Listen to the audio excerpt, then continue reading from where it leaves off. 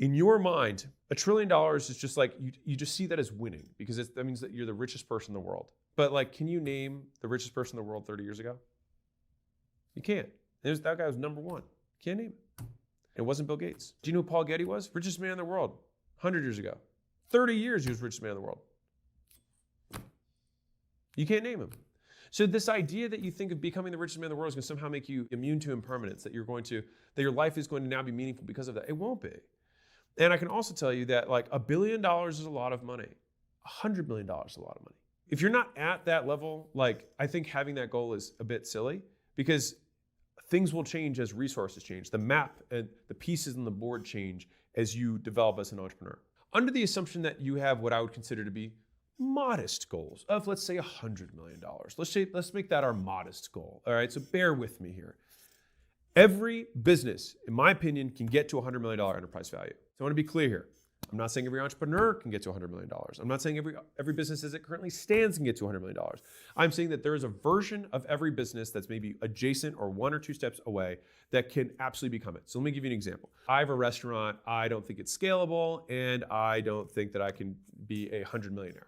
Well, all we'd have to do to disprove this is say, is there anyone who's worth over $100 million in restaurants? Turns out there is. There's actually a ton of them.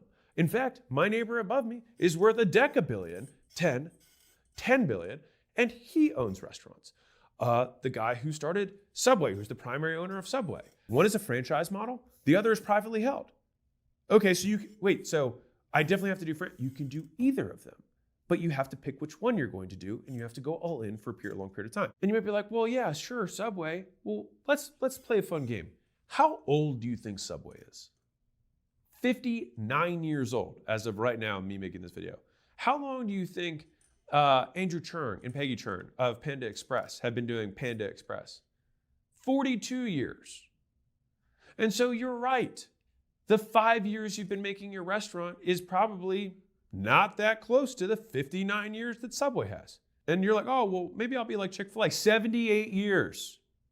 Can a restaurant business become a billion-dollar business as fast as a software company or technology company? No. But what did we say your goal was? You said 100 million bucks.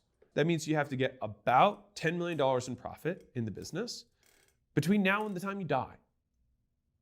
Doable. That's not a promise.